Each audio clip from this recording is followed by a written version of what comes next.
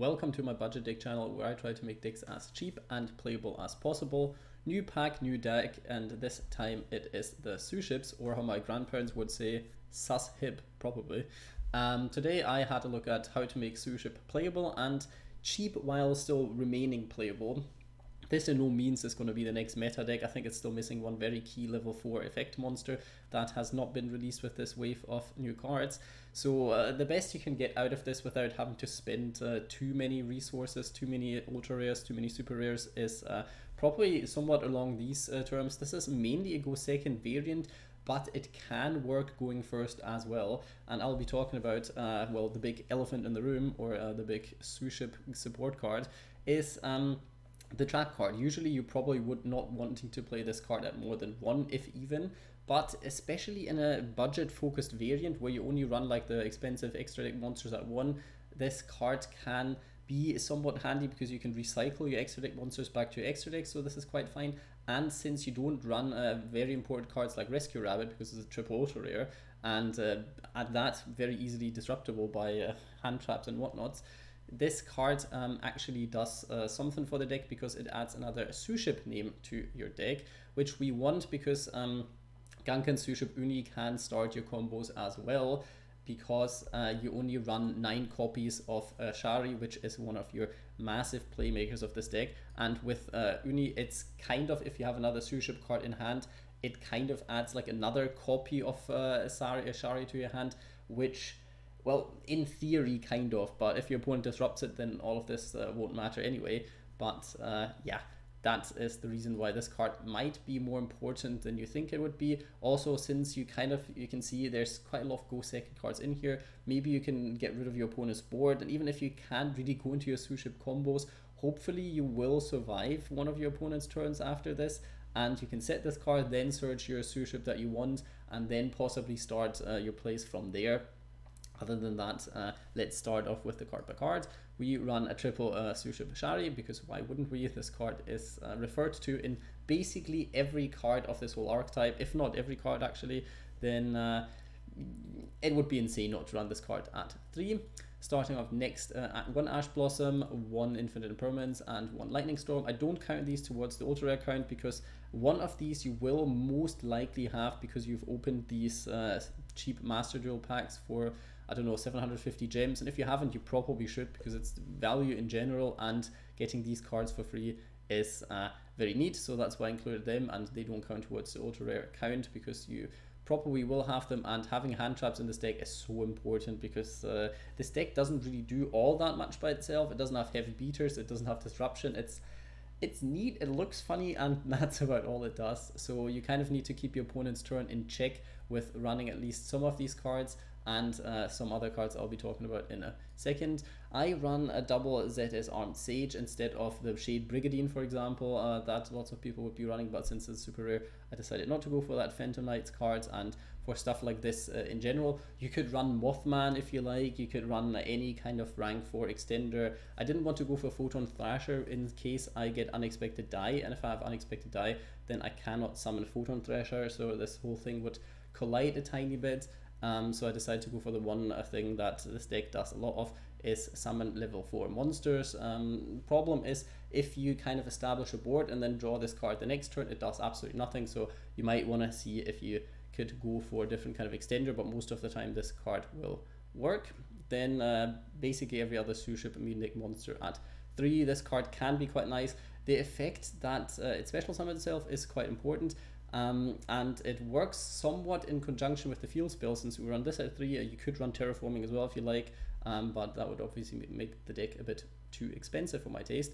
So this card in conjunction with the field spell is very nice because you can normal summon it, then put Shari on top of it, and then basically excavate it with this card, special summon it, go into rank 4. The other way around, if you have a Shari on board, this card can be special summoned, it's also great. But if you don't have the field spell, the effect of this card that excavates the top 3 cards is absolutely useless because you will mainly not find this card. I mean, sometimes you're lucky, sometimes you win, but most of the time it doesn't do that much. So I'd rate this card, it's important, but could be a tiny bit better at least. Shirauo is quite nice if you already have stuff on board, which is somewhat okay. The problem is it doesn't say if you control a Suship, but you have to either control Shari or already an Exis monster, so this card actually doesn't really help you getting into an Exis monster unless you already have your normal monster, which is a bit of a nuisance sometimes. But other than that, you can during your main phase special summon one Gunkan monster from your hand. So technically, if you have another level 4 that isn't this card, you could normal summon this, then summon the other one, and then go into your rank 4, which without Shari is still a bit pointless most of the time, because the draw 1 is the main effect of your Exis monsters, weirdly. But also it helps you recycle some of your Sharis, which in the late game can be quite nice. Gunkan Suship Uni, one of the new cards as well, is, well, it enables rank 5s, so that's a great thing to think about. And also it starts your combos if you have another Gunkan card in your hand. It's funny that some cards refer to like the Gunkan more than you'd think they would refer to the Suship part of the deck, but I guess it's more Gunkan than Suship in this regard. So you can, with this card, you can basically go into rank 5s or rank 4s. You can add one Shari to your hand if you summon it, and use the effect then to modulate the level. So if you start out with this, you can only go into rank 4s, obviously, because then you will put this card's level to 4, then search Shari with it, then normal summon Shari, and then go into rank 4. That's basically the simple kind of combo, but this card actually does quite a lot. The annoying part is the card that you reveal, you actually like shuffle back into, well, not even shuffle, place on the bottom of the deck, which can be quite annoying with some cards you want. But if it's quite neat if you draw like 2 field spells, or you don't want to use the trap and whatnot, then it can help you. So this card is definitely still a 3-off. At one point, I think you might be scaling this card down to 2, possibly if the new card comes out. But right now, this is definitely a 3-off. Going second, obviously, 3 Kaijus. Kaijus are very good, especially if you don't run a massive hand trap lineup, because this can get rid of stuff like Phoenix Enforcer and whatnots. So you can actually do certain things, and if your opponent has a board that isn't massively dangerous, sometimes obviously Adamantipator end on like 5, 6, 7 disruption, so this does basically nothing. But against average decks, and this is what you'll mainly be competing with this specific deck, yeah, Kaijus would do the trick. Problem is their attack value is quite high, and your rank 4s can't really do much about this. So if you have Gamma Seal or even the 2400 attack point 1, play them instead, because your Suships can actually run them over. This is sadly a super rare, so I did not want to include it, and it works fine like this. You can, if everything fails, you can still do the Exosister combo. That is possible now. Just send it back to your hand, then you could Kaiju another monster, and then hopefully you'll find some other way of getting rid of that Kaiju. Then Gadarla is a bit better, and especially since you run Book of Moon. Technically you could Book of Moon your own Kaiju then to run over it. It would be such a waste of resources, but it is theoretically possible, and sometimes you need to get rid of a card that cannot be destroyed by stuff like Raigeki or Lightning Storm. So the 3 Kaijus are definitely like a good inclusion in this deck. Obviously Gamma Seal is a lot better, so if you have it, run it. Monster Reborn, very good card in this deck. Sometimes your opponent stops some of your plays, sometimes you need some recursion play. Sometimes you're lacking one level 4 monster to go into your second rank 4, so this is stuff to consider. Unexpected Dai, card you get for free, so this is an easy include in this deck because it summons you out your Shari, which you will use for most of the stuff. Painful Decision, a card that you sadly have to run at 3, especially in this variant. If you run 3 Rescue Rabbit, you could scale this card down to 1 or 2 if you like. So if you have a Rescue Rabbit, definitely run it in this deck and maybe cut this card down a tiny bit. But like this is helpful. It works in conjunction with Monster Reborn at least, and technically kind of with this card here. So it does its stuff, but it's not terrible. Also, you could shuffle in cards back into the deck with the second effect of the trap card. So it's not overall terrible. And there's some other decks that run this card. Not many, but for example, Metal Foes, if you're interested in this, Painful Decision can be quite helpful in it as well. Lightning Storm already talked about, good going second card. If you have more, you could run more as well. I only decided to include the one kind of free one that you get, so there's that. I like the field spell at 3. It has some things. The effect of being able to summon one of your cards back it's so hard to pull off. It happened once for me that I actually had one Shari in my hand and then could special summon an Exis monster from an extra deck. Other than that, you burn your opponent for like 500 points. It can decide the game. Obviously didn't come up for me, but it can, and placing stuff on top of your deck is nice. So in the end, it's a nice card. It has Gunkan in its name, so it works with the Suship Uni. So I would run it at 3 at this point, but at one point you could possibly scale it back to 2 or even 1 because it's searchable.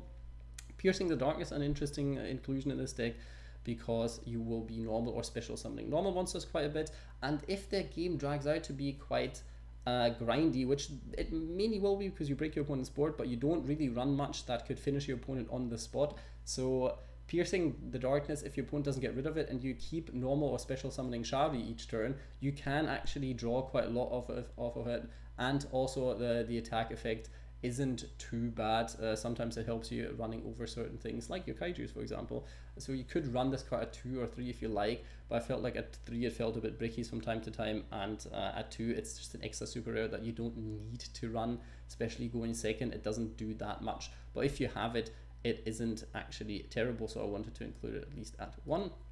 Book of Moon, a card that helps going second sometimes. Getting rid of some of your opponent's negates is quite nice, especially if your opponent plays a fusion deck or a synchro deck or an XYZ deck, not link deck, sadly. So this card can be a bit of a problem. If you want to go all in on the go second one while still playing budget, then you could play Psychic Eraser Laser, which is an incredible name, and it fills up your opponent's life points a bit, so the game gets even more grindy. But if you want to all in on the whole go second, then this card is a cheap card to consider as well. This card also has the opportunity to, like, if you go first, you can set it and it still does stuff. Same for Forbidden Chalice, good going second, okay going first, so why not run it? Infinite Impermanence, same kind of thing. Double of the trap card because it does 2 things. It can start your combos, can get you a card to your hand incredibly slow, of course, but it can also recycle stuff back to extra deck. It is searchable, and that's the way you get your Suships back, because you're only playing this amount since this is a budget deck. So I feel like this card out 2 or even 3 is actually quite fine, but you don't really want to draw 2 cards of it in your starting hand because that is kind of terrible, especially going second. For the extra deck, we run Heartland Draco to attack directly. Boom. And what do we go into then? Obviously Zeus, but it is what it is. Zeus is a very important card in this deck because it is a XYZ deck that doesn't really have much of a playmaker. Different playmaker you could be considering is Utopic Draco and Utopic Future. Quite a nice thing. You could even combine it with a more expensive variant, then play Gaga Magician, so you could use the effect of this card, so your Utopic Draco has like 2 disruptions and it's okay, but yeah, it's more expensive than Zeus would be, and Zeus is a nice card in every XYZ deck, so I feel like it's a worthwhile investment, and it's only 1 ultra rare that you have to craft for this deck, so it's actually not too expensive. Number 70 can get rid of certain things that your opponent has on board, so could play it. It's a cheap one. There's obviously better rank 4s. There's stuff like Abyss Dweller you could go for going first, Giant Hand even if you like, Rafflesia, Tornado Dragon, even Utopia Double, very good in this deck because you're going second, and you could OTK your opponent if they have monsters with 2000 attack or lower on the board for some reason, then that could work. Time Thief Redoer is a card that is always good. You could play a wee Time Thief package if you like with Time Thief Winder, because you will be going into a lot of rank 4s, and then you can search Retrograde and hopefully you go into another rank 4. Sometimes that works, so this is a small engine you could include. You could also include the Exosister plus Ellis combo, so you search this card out and then possibly can go into another rank 4 and then go into the Utopic combo, but you see this is all very convoluted. I wanted to keep it as easy as possible. Baguska, very good going first. This deck doesn't really have that many going first plays. The rank 5 does stuff during your opponent's battle phase to get rid of effects on the board and during your main phase, so it's better going second. Most of the cards are better going second. This card, for example, does nothing. This card also does nothing disruption wise, so you kind of rely on other cards if you're going first, like your spell and traps that stall your opponent, and yeah, stuff like Baguska possibly. Other than that, rank 5s to consider that cheap. Volcasaurus, Shark Fortress. Shark Fortress is actually quite nice because you can get up to like more than 3000 damage if for some reason you have Shark Fortress on board and Gunkan Suship Uni-class, because this card can attack directly, which is obviously good for Zeus as well, but it's also doing a lot of damage than if you had it with Shark Fortress. It happened to me once, but that's mainly at the point where your opponent lost anyway, so it doesn't really matter all that much. Asophiel, because you can get cards back to your opponent's hand or your hand, even if you use it in conjunction with the Kaijus. It also works on set cards, so that is quite neat, like set monster cards obviously, so that's nice. Other than that, some good stuff. Link monsters, Geonator Transverser can be quite nice. You could switch your Kaiju with one of your low attack point monsters and then go for a game, which is quite funny sometimes with stuff like Utopia Double. But yeah, it's stuff you could be doing. Stops your opponent from destroying monsters you have with card effects as well. But it's a cheap little link too that you can run if you like. Power Code Talker, negating some effect. Not terrible, but you'll never go into this. Same for Raster Liger, just a link 4 you have from the start, so could play it, but it does nothing. Other cards you want to be considering, Nibiru obviously, going second, that card is very good. Maxi, a very good card, especially hand traps in this deck work like a charm. Then Time Thief Reader, the whole Time Thief package is quite nice. Another thing you could be playing is Parallel Exceed plus Link Spider, which it comes up sometimes, but if you then don't get your Shari out and you just have your Parallel Exceed stuck in your hand, it's not perfect, and that's why I didn't want to run it, because that mainly enables different rank 4 plays, not actually the Suship stuff, so I decided to not run this. You could run Xyz Gift. There's some Utopia variant around as well, where you could go more into the Utopia route and like draw so much that you might run out of cards. Xyz Gift would work in this specific deck as well, but going second, I felt if your opponent disrupts your plays and you don't get to have 2 Xyz monsters on board, then this card is very useless, and I'd rather use cards that actually break your opponent's board than hope that you get 2 Xyz monsters already on board going second. So that's something you can consider, but probably not in this variant. You could run Supernatural Danger Zone, but the problem with this card is a non-effect monster has to be special summoned, not normal or special summoned. So the whole popping cards of your opponent is not going to happen all that much. Since it's in the same pack, I wanted to include it. Technically, you could use it in conjunction with Unexpected Dai, with Gunkan Suship Ikura, and so on. There's so many ways of special summoning Shari, but none that are consistent enough, so I felt like running this card was a good idea, but obviously you can consider it. Twin Twisters and Heavy Harpy's Feather Duster are cards that are very good against back row heavy decks, obviously.